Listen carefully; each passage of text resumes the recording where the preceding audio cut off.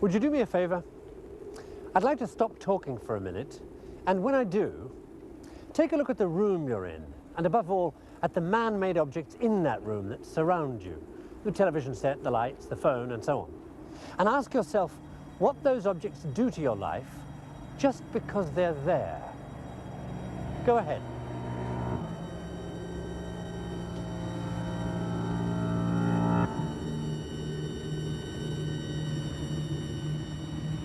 Well, that is what this series is going to be all about. It's about the things that surround you in the modern world, and just because they're there, shape the way you think and behave, and why they exist in the form they do, and who or what was responsible for them existing at all. The search for those clues will take us all over the world and 12,000 years into the past, because it's in those strange places and in those long-gone centuries that the secret of the modern world lies. And you'd never believe the extraordinary things that led to us being the way we are today. Things like, for instance, why a 16th century doctor at the court of Queen Elizabeth did something that made it possible for you to watch this screen now. Or the fact that because 18th century merchants were worried about ships' bottoms, you have nylon to wear. Or why a group of French monks and their involvement with sheep rearing helped to give the modern world the computer. Or what medieval Europeans did with their fire in winter. The story of the events and the people who, over centuries, came together to bring us in from the cold and to wrap us in a warm blanket of technology is a matter of vital importance. Since more and more of that technology infiltrates every aspect of our lives, it's become a life support system without which we can't survive. And yet, how much of it do we understand? Do I bother myself with the reality of what happens when I get into a big steel box, press a button, and rise into the sky? Of course I don't.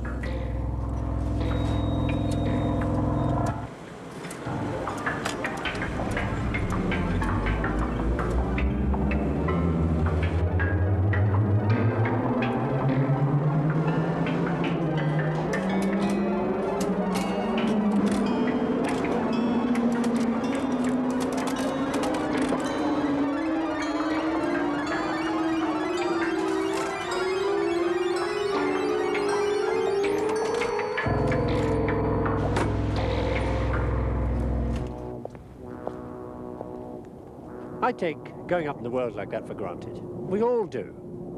And as the years of the 20th century have gone by, the things we take for granted have multiplied way beyond the ability of any individual to understand in a lifetime. The things around us, the man-made inventions we provide ourselves with, are like a vast network, each part of which is interdependent with all the others. I mean, cross the road. Whether or not a car coming around the corner knocks you down may have something to do with the person you've never met fitting the brakes correctly. Change anything in that network, and the effects spread like ripples on a pond. And all the things in that network have become so specialized that only the people involved in making them understand them. I don't mean use them, anybody can use them. Down there is one of the biggest, most complex cities in the world, full of people using things as if they understood them, and sometimes not even knowing they're doing it.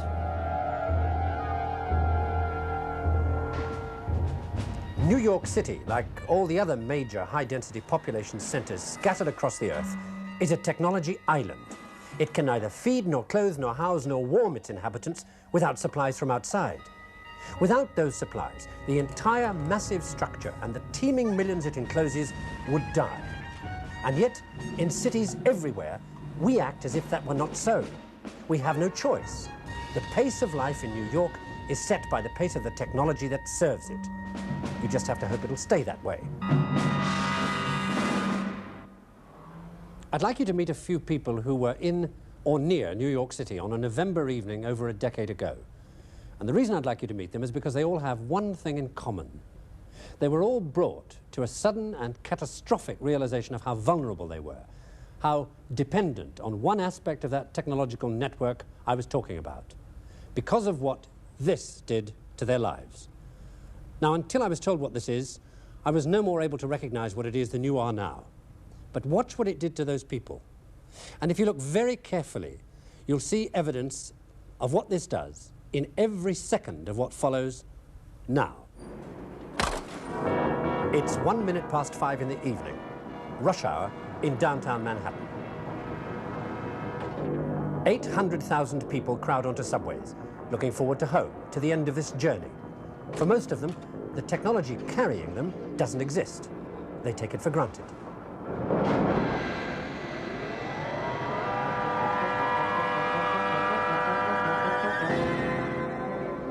Two minutes past 5, Kennedy Airport, the usual evening departure rate, passengers with appointments in New Delhi, London, Tokyo, appointments they expect to keep. And 200 planes due to arrive in the next 5 hours. 703, turn left heading 230. No delays expected. 3 minutes past 5. At the Energy Control Center downtown, nothing special is happening. It's the standard rush hour condition in the main control room. The time of day when power consumption starts to come up to a maximum as people head for home and meals get cooked. It's cool outside. After a high of 58, the temperature's falling to an expected low of 39 with a predicted wind chill factor of 5 degrees. The energy levels are more than enough to cope, even on a chilly November evening.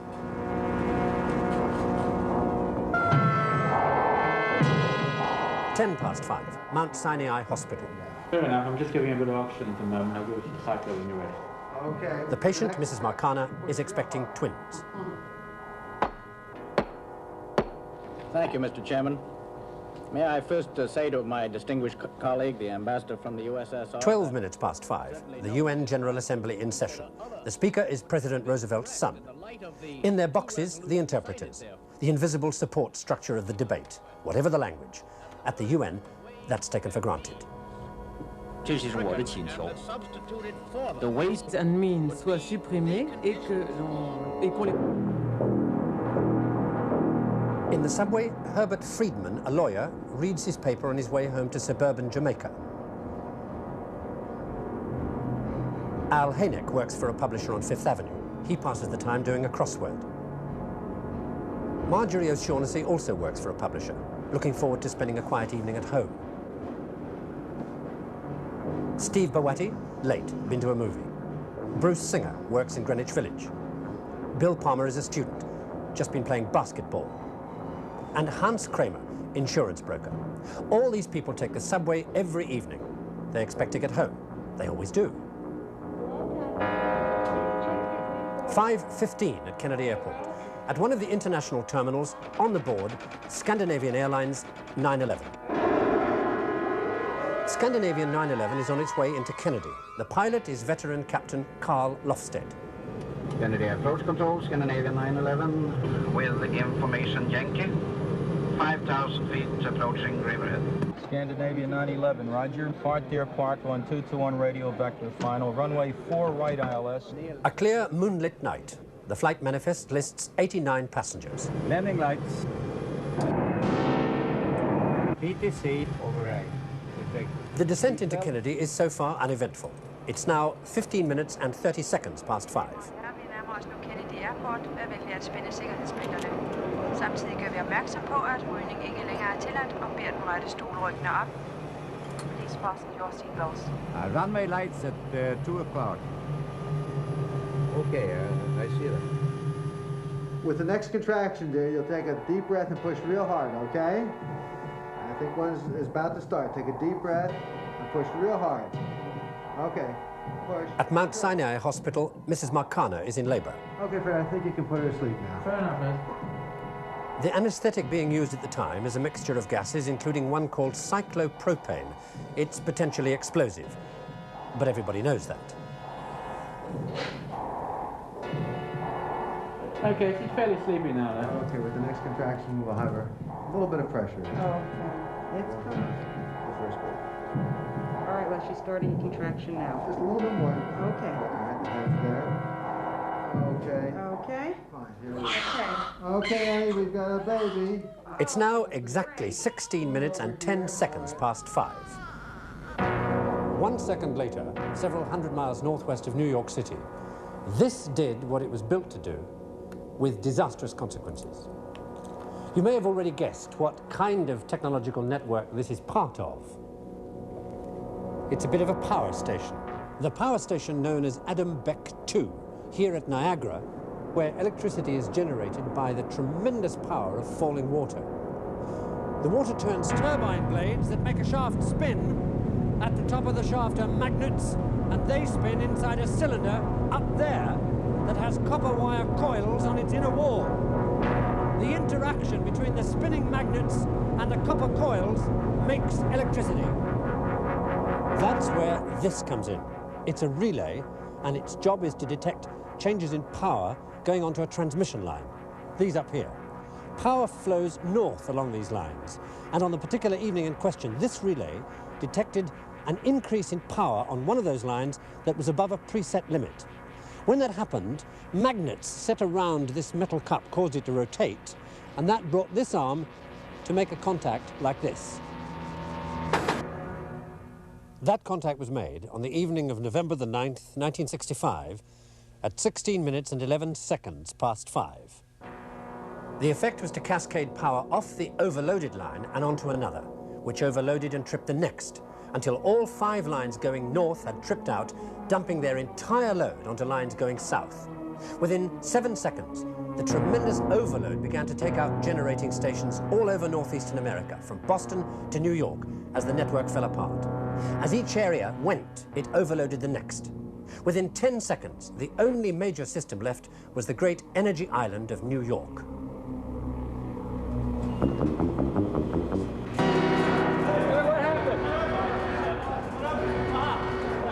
As the network fell apart, links between one energy center and another broke. Instead of 300,000 kilowatts coming into New York to help meet demand, 1.5 million kilowatts were draining out of the city to supply areas now cut off from the network, but still connected like leeches to the New York generators. As the overload hit the New York generators, they too began to trip out.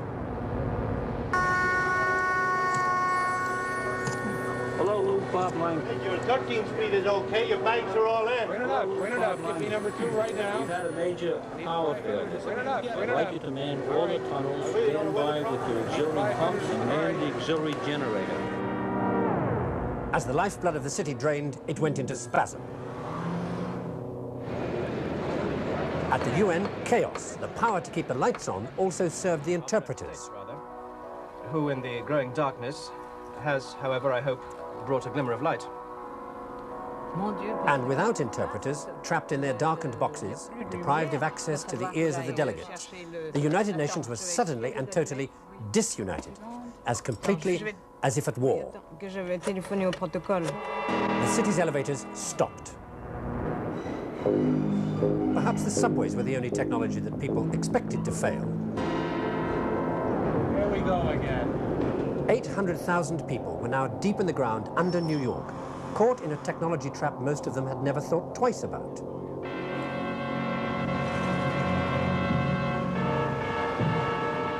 As light went, so did the one in Mrs. Marcana's operating theater. Here she is. Okay, I've got her. Hey, What the hell's going on? if someone's playing a joke, Hey, no. It was now only 10 minutes since the crisis had been triggered by the relay at Niagara, more than 500 miles away. The generators continued to trip out, and at Kennedy Airport, the radar screens went black. And Flight 911 was in trouble. Roland, I got flag warning. Switch number 2 to the ILS. Okay. Kennedy approach. Yeah, who we got? Yeah, John? Can you hold it at 250? I'll take 200 if I can. What time did it go out? Astoria 2 and 3 went out. They can't hold on. By 5:28, the time had come to protect the system by deliberately switching what was left off. We shut down those lights in Brooklyn. It's the only thing left going. Ought to kill us flying Brooklyn. Staten Island about overloading Brooklyn with that ought to kill unit. So we leave that in or shut it down? Oh, we better shut it down, I guess. The system operator recommends shutting down Staten Island. Yeah, then let me know what you find out, all right? Okay. So,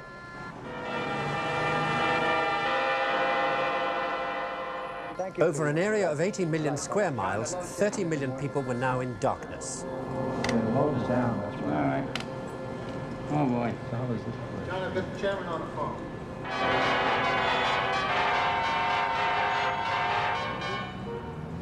Isolated from each other in small groups, millions of people were still unaware of the extent of the blackout, in the subway especially.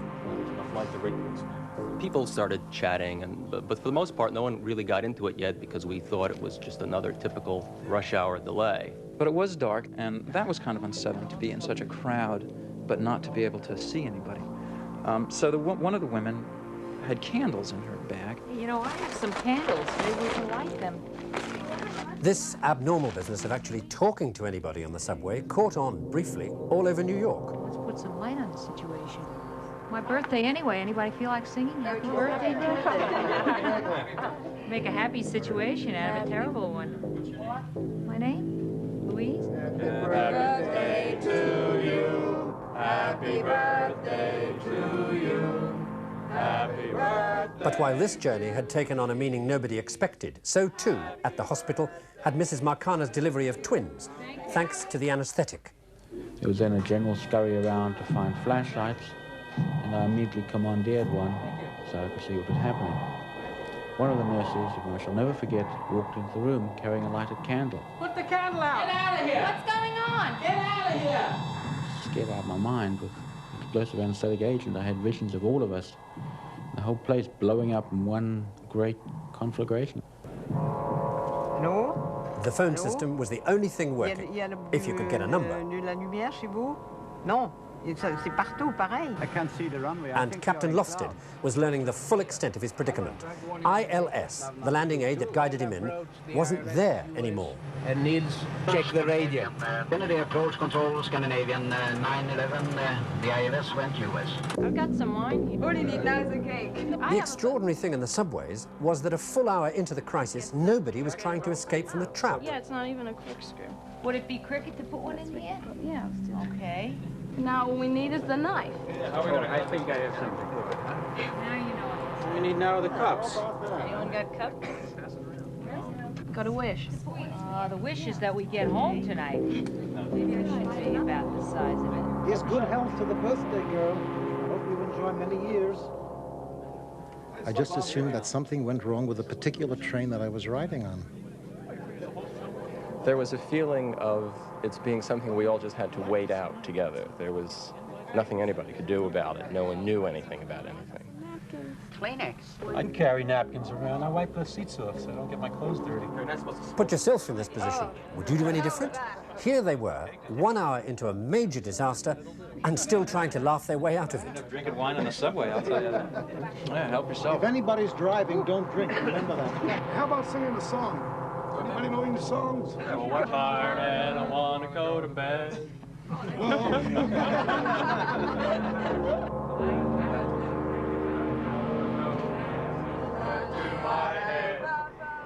People began to be very jovial and began to sing. Show me the way to go home, and everything that people could think of that related to our plight. Let's just keep on going on. Okay. At the hospital, darkness made no difference. I got the feet. Membranes are up. Here we go. Follow the head down. I'm following. Okay. All right. Well, the baby was delivered without the lights because you didn't need the lights for the delivery. That's manipulative. Remember, you're reaching up into the uterus, grabbing a foot, which is strictly by feel. You rupture the membranes and you bring the foot down. The second baby was vigorous, and we repaired the P's. There you go. Oh, you're such a pretty girl. Yes. Kennedy approach control, Scandinavian 911. Captain Lofsted had only a few seconds left to make his decision. He was at 2,000 feet, past the airport and heading straight for Manhattan in the darkness. There was only one thing he could do.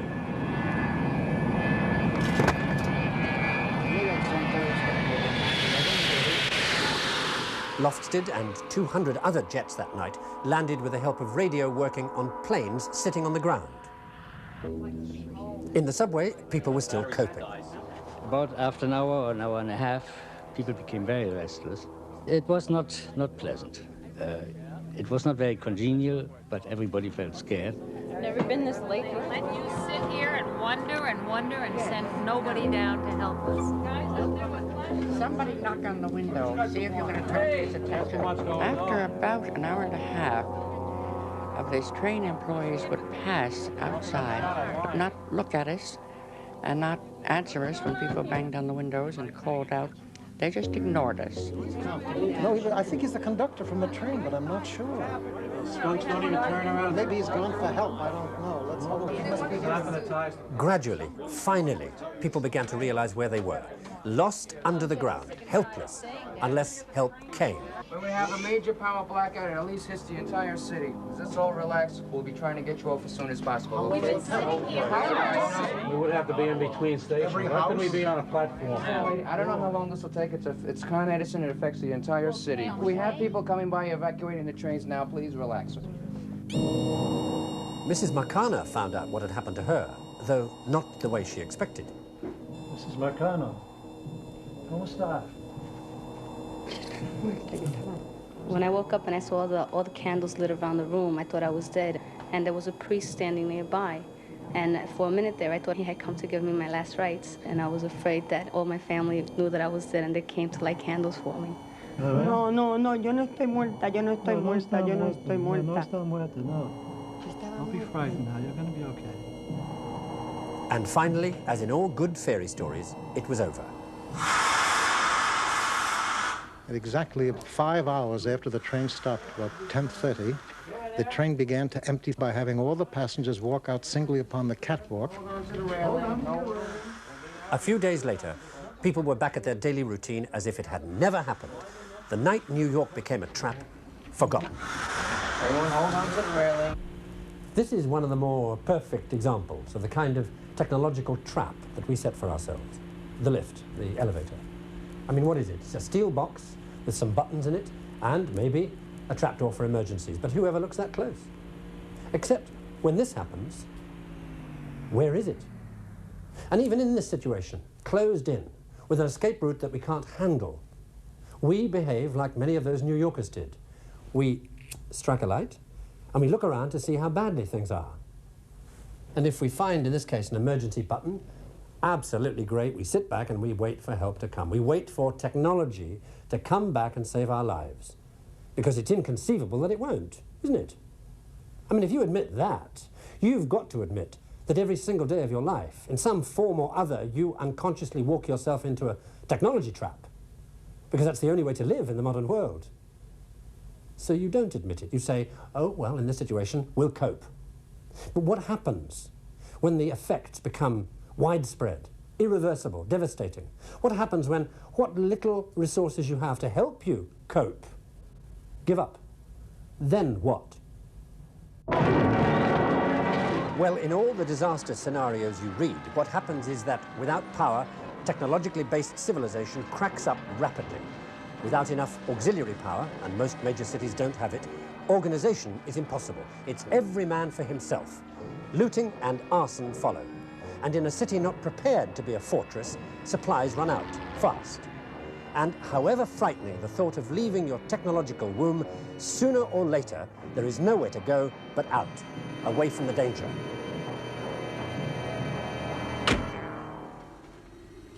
The minute you decide to move, you're on your own, in a way that no modern 20th century city dweller has ever been in his life.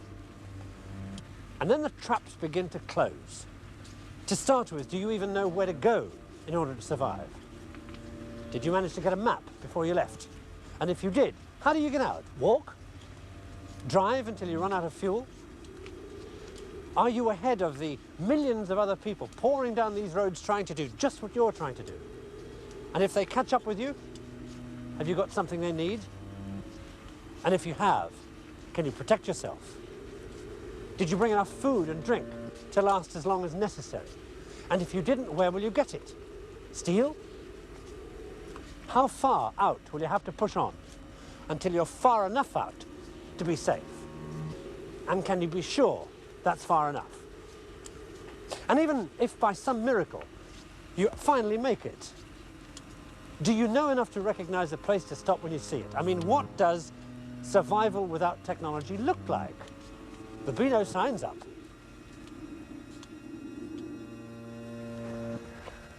So, let's say that finally, somewhere far out into the country, you come across a place that looks right. And let's say that you've had the good sense and the good luck to look for a farm, because that's where food comes from, doesn't it? Okay, so it's a farm, so you decide to stop. Has anybody got there first?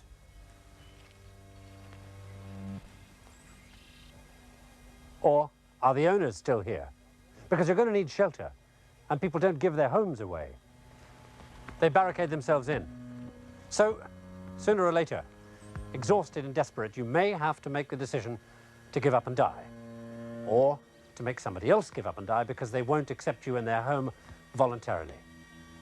And what in your comfortable urban life has ever prepared you for that decision?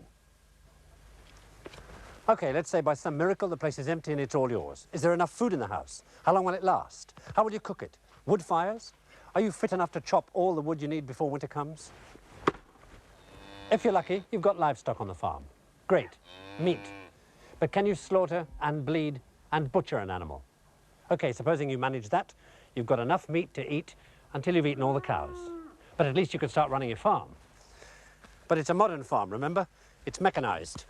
There's a gasoline pump, but it's empty. So you can't use the tractor.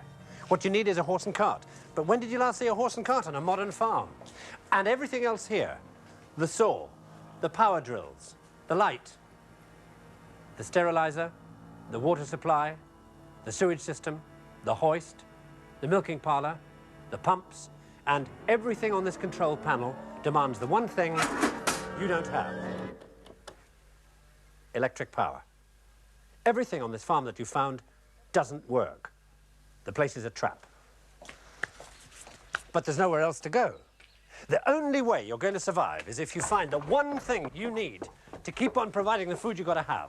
And you don't need the mechanized version of that thing. You need the kind people haven't used in 100 years. You need that kind of plow. You're saved. Or are you? Because what it comes down to at this point is this: can you use a plow? It's taken a series of miracles just to get you this far, and here you are with the biggest miracle of all: a plow and animals to pull it. So maybe after a few days of fumbling around with the harnesses and the bits and pieces, you manage to yoke up the oxen and plow the land. And then, and only then, can you say that you have successfully escaped the wreckage of technological civilization and lived off the land and survived, if you know how to use the furrow you plow. I mean, can you tell the difference between an ear of corn and a geranium seed? Do you know when to sow whatever it is you think it is? Do you know when to harvest it and eat the bit that you think isn't poisonous? I mean, it's no accident that the chain of events triggered off by that relay in the power station back there in Niagara Falls ends here with the plow. The relay itself doesn't matter. I mean, any one of a million things could fail and cause our complex civilization to collapse for an hour, for a day, however long, because that's when you find out the extent to which you are reliant on technology and don't even know it. That's when you see that it's so interdependent. You take one thing away and the whole thing falls down, leaves you with nothing. Unless you can plow and survive and start the whole process off again from scratch. And it's no accident that to do that, you have to have a plow. Because it was the plow that triggered everything off, a long way back in the past, after a different set of people also found out that their comfortable life was falling apart. In a world where events came to a point where a fundamentally new way of life had to be found.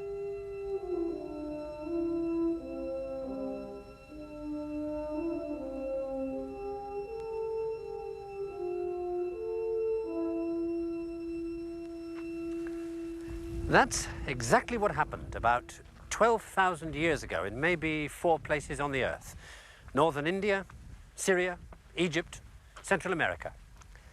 It stopped raining and got very hot. The result of that change in the weather was to lead to an invention that would trigger the development of a civilization that ends with us in the modern world. Let me explain that.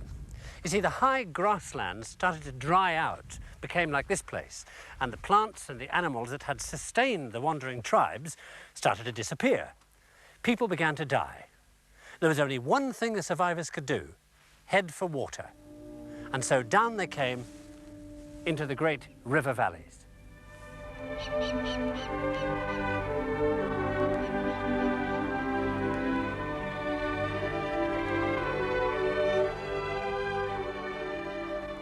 Here in Egypt, that river was the Nile. And the Nile was an extraordinary river. It rose in two places. From one, it brought rotting vegetation, and from the other, potash.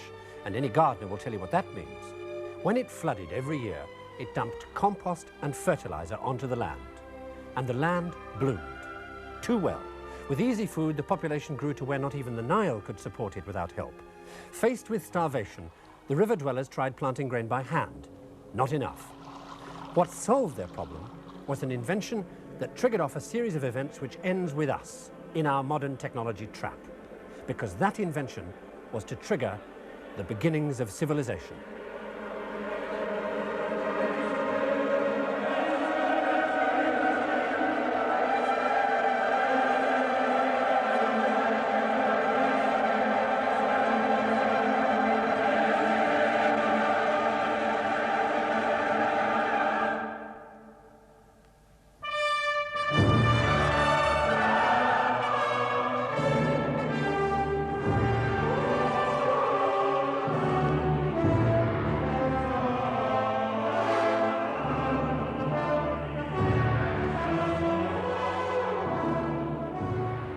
This is the first great man-made trigger of change, the plough. Because with it, you know how much harvest you're going to get next year. And because of that, you know you're going to be here next year. And because of that, you can plan for the future. And after a while, when you can produce surplus food, then that's when things really start to move in the tiny settlements. With regular food supplies, the population explodes. The village expands. There are more buildings and they're bigger for bigger families, and they're more permanent. You domesticate animals for their milk and their meat and their skin because they're not there to hunt anymore. And basket weaving and the twisting of grass to do it teaches you how to spin flax, and that makes linen. But it's the grain that causes the fundamental change, because with it, you bake the bread that is the staple diet on which everybody lives. And you learn about ovens and about the effects of heat on mud and brick. But above all, you have to have somewhere to store the grain surplus, in pots. But there's so much surplus by now, you need the pots to be made faster, and you need them to last longer. So the potter's wheel happens. Then comes the problem of who does it belong to? And the only answer to that is this: writing. And the very first writing takes that form: a name and a symbol for what's inside this pot, or a lot of pots, or an entire village granary. And so the little villages grew with their huts and their granaries. And then, almost out of nowhere it seems, that happened. The oldest stone building in the world, the step pyramid of King Zoser at Saqqara near Cairo. Built around 2700 BC, instant sophisticated architecture from mud huts in one jump. How do they do it? Because of what they'd had to do to feed themselves, irrigate. Because the river flooded every year and destroyed landmarks and then retreated, leaving the soil to dry out, they had to do two things: find a way of measuring the land so the farmer got his own fields back, and a way of channeling the water away for use after the flood had gone. The kind of measurement you need to do those things involves geometry and the type of mathematics a civil engineer uses. And building canals teaches you to work stone.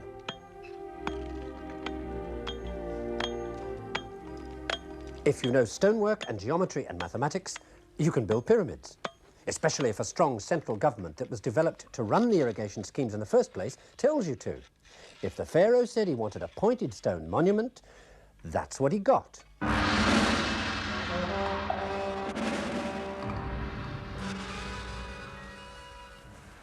Funny thing is, the same drought that drove everybody down to the Nile also preserved the things they built, like their tombs, for thousands of years.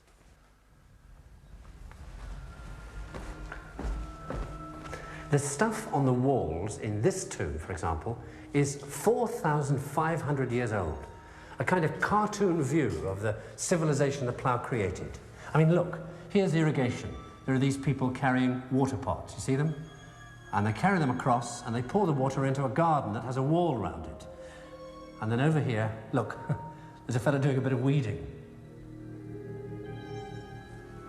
There's the plough. They domesticated oxen. They tried to domesticate any animal that they could get their hands on. I mean, take a look at this. Animal flatten its back, tie its back legs, hang on to its front legs, stuff food down its throat and hope it'll learn to love you. You didn't get too far with that one. It was a hyena. Well, you've got a growing community and plenty of spare food, and you'll need to protect yourself. So making weapons becomes very important. And here on this wall, there's a whole thing about handling metals. Look, here are the weights and measures people checking on how much metal is going to be used. Next to them, the furnace men. You see the way they're raising the temperature? They're blowing on these tubes to create a draft in the furnace to get the temperature high. Next to them, here's the molten metal being poured into a mold. And here, the fellow's beating it flat.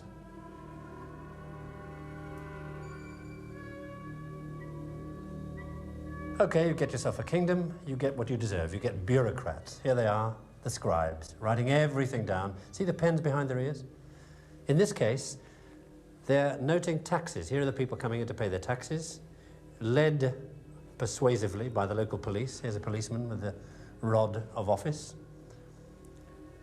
More policemen. Here's an Egyptian scruff of the neck. He obviously doesn't want to pay. If you end up not paying, they get out their whips and they tie you to a pole, and that's what you get for not coming up with the money. So you have a busy, sophisticated society. You have to have people at the top in charge. This is the tomb of one of them.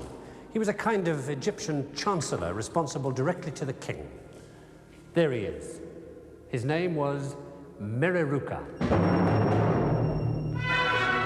By sometime around 3200 BC, the entire 700-mile length of the Nile, from the Mediterranean to Aswan, was united and administered by officials like Mereruka, each one running what was called a water province, the section of the irrigation network and of the river under his command.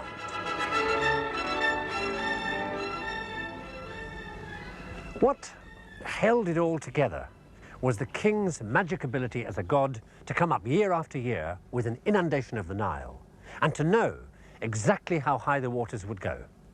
Of course, it wasn't magic, it was his astronomers. They observed that one particular star, Sirius, rises just before dawn on one particular day, the 17th of July, every year. And that day is one day before the flood begins.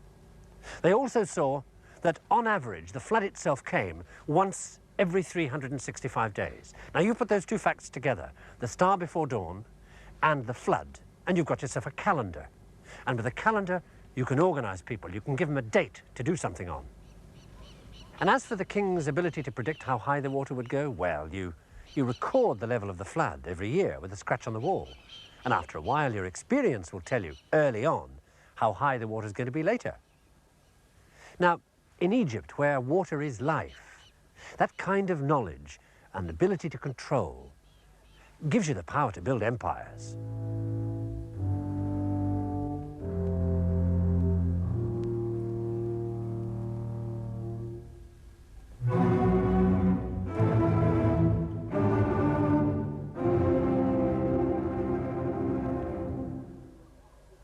These are the great ancient temples of Karnak, on the edge of the Nile, about 450 miles south of Cairo. They were the center of Egyptian religion, built in the imperial city of Thebes when the Egyptian empire was at its height, the greatest power in the world. This was the New York of the time. The temples were built over a period of about 2,000 years, each pharaoh adding his bit, leaving his name in stone to last forever.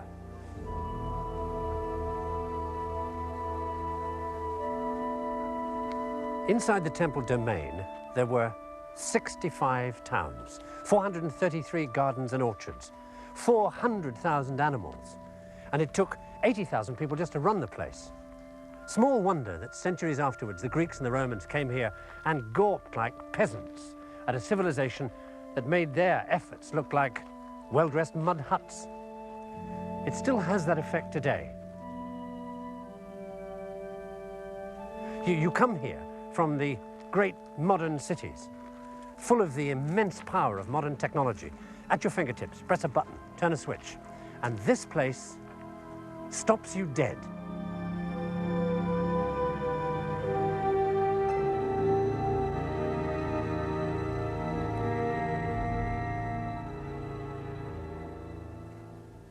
And then, just when you think you've got the measure of Karnak, you come here, at dawn, to the Hall of Columns, one of the most massive structures ever built. And anything I was going to say isn't enough. Look at it.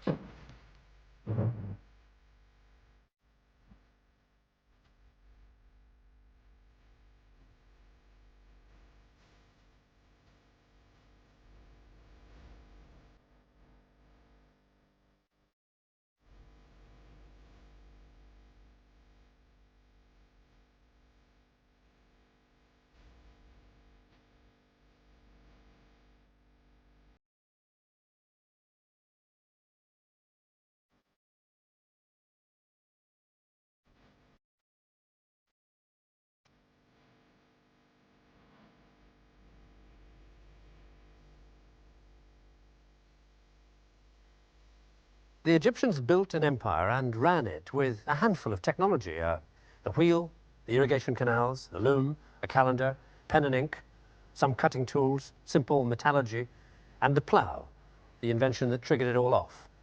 And yet look how complex and sophisticated their civilization was, and how soon it happened after that first man-made harvest.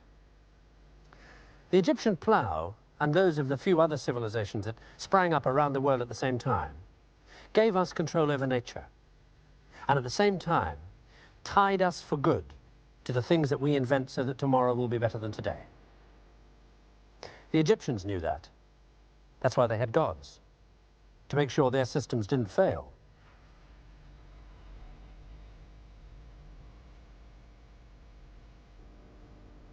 Karnak was the first great statement of what technology could do with unlimited manpower and the approval of the gods. Ironically, the modern equivalent lies again in the desert. This time, the nomads also settled by a river of oil.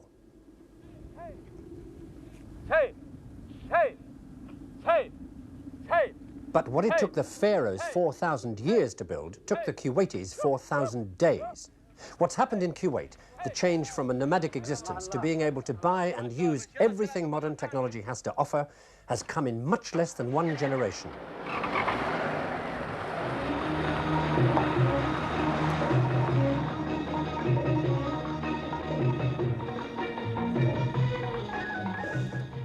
Kuwait represents the immense power of technology used in a way most of us have never experienced, because we've lived with the kind of change it can bring for more than 100 years.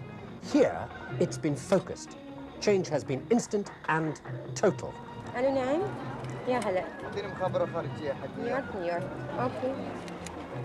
Kuwait has suddenly become like New York or any other of the great urban islands of technology, totally dependent on that technology. Like them, without it, Kuwait would return to the desert.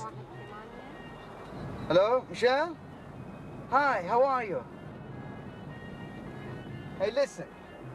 I'm coming to spend my Christmas in New York, okay?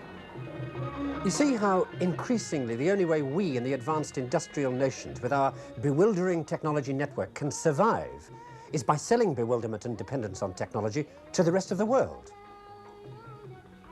Or is it not bewilderment and dependence, but a healthier, wealthier, better way of living than the old way? And yet, whether or not you dress up technology to look local, the technology network is the same. And as it spreads, will it spread the ability to use machines as we do without understanding them? Somebody said a few years ago about the way our modern world affects us all, if you understand something today, that means it must already be obsolete. Or to put it another way, never have so many people understood so little about so much. So why are we in this position? Why is our modern industrialized world the way it is, and not some different way? with different technology, doing different things to us. Well, that's what the rest of this series is going to look at. You saw just now that the plough and irrigation kicked us all off, and that an invention acts rather like a trigger, because once it's there, it changes the way things are, and that change stimulates the production of another invention, which in turn causes change, and so on. Why those inventions happened between 6,000 years ago and now, where they happened and when they happened, is a fascinating blend of accident, genius, craftsmanship, geography, religion, war, money, ambition. Above all, at some point, everybody is involved in the business of change, not just the so-called great men. Given what they knew at the time, and a moderate amount of what's up here, I hope to show you that you or I could have done just what they did, or come close to it. Because at no time did an invention come out of thin air into somebody's head like that. You just had to put a number of bits and pieces that were already there together in the right way.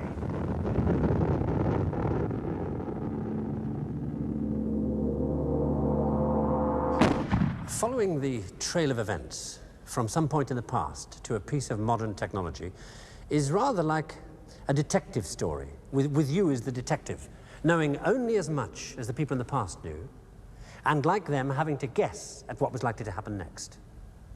So, the trigger that sets off the first of those detective stories is that. And I'd like to leave you with one question before next time.